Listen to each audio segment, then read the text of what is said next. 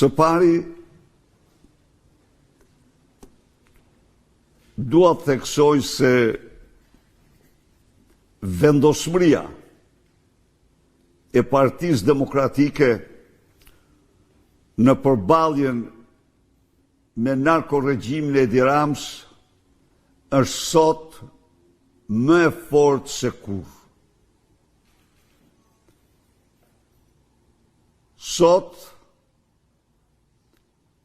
Edi Rama është në një panik të vërtet, e konsideron veten në fakt ashtu siç është i pashpres, por ndërkohë bën gjithçka për të mbajtur në fije e barit.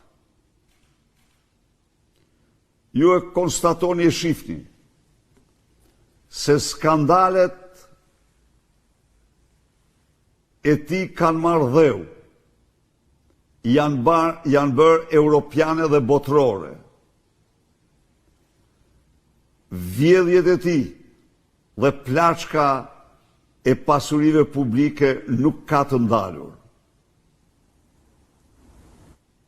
Qëndrimi i ti ndaj shqiptarve në një kohë të vështirë kur çmimet po rriten për shkak të krizës së krijuar nga lufta në lindjen e mesme në Shqipëri, godasin masivisht shqiptar, por Shqipëria është vendi vetëm në Europë që de facto nuk ka marrë asnjë mas lehtësuese. Miliardat që inkasohen nga rritja e TVSH-s dhe që u mirën nga xhepat shqiptarëve, po rriten gjithnjë më shumë. Ndërkohë, fermerëve shqiptar ju hiqet edhe subvencioni i naftës që kishin. Pra, një indiferencë totale e tij ndaj fermerëve, një indiferencë e madhe ndaj pensionistëve, ndaj atyre të cilët nuk mjekohen dot me pensionin që marrin as 15 ditë në muaj. Indiferencë totale ndaj atyre që janë në ndihmë ekonomike dhe që u thuhet jetojnë me 34 euro në muaj. Një indiferencë totale ndaj të gjithë atyre që përdorin transportin publik, as si subvencion, ndërkohë kompanitë kanë përgjysmuar përdorimin e autobusave për shkak të krizës. Pra, kemi të bëjmë me një qeveri e cila funksionon vetëm për vete, funksionon vetëm e vetëm për pasurimin e antarëve të saj,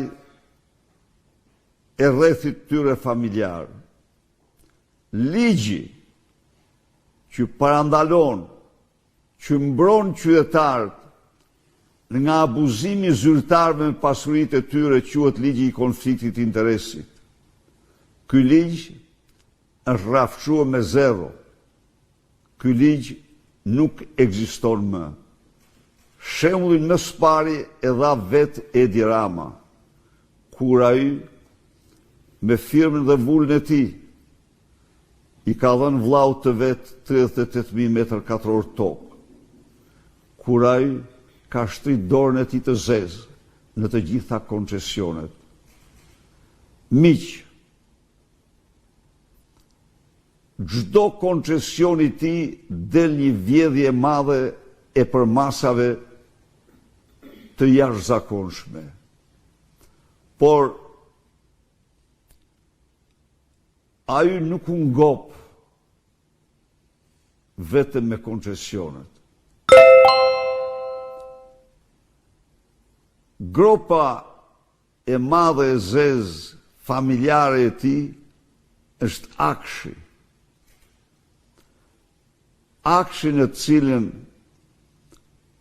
Edi Rama, Linda Rama dhe Armand Frangu kanë patur minjerën e Floririt. Kanë plaçkitur shqiptarët në qindra milion euro.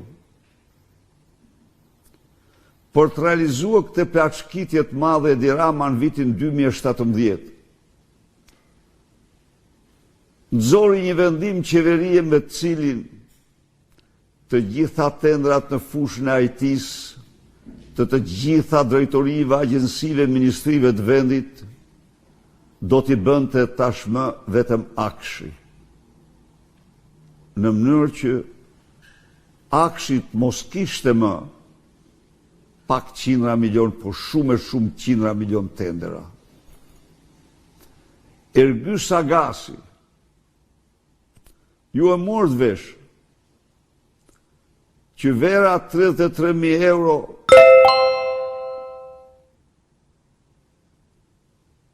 që i dhuroja Edi Rams për dreka dhe darka, shoqëroj me 200.000 të tjera. Pra, kutia e verës përmbante vetëm një shishe dhe pjesa tjetër mbushej me 500 euro. E megjithatë, Ergyll Sagasi apo alias Edi Rama alias Ergyll Sagasi është i lirë, shëtit lirshëm, shoqërohet nga policia, vazhdon punimet në pronat e sekuestruara. Ligji pra nuk ekziston. Ajo që mbetet revolta qytetare. Ndaj dhe e mbyll këtë hyrje me thirrjen më vllazërore për çdo qytetar shqiptar të bashkohemi me datën 8 maj në protestën më të fuqishme që ka njohur Shqipëria në kryengritjen më të fuqishme paqësore kundër këtij regjimi i cili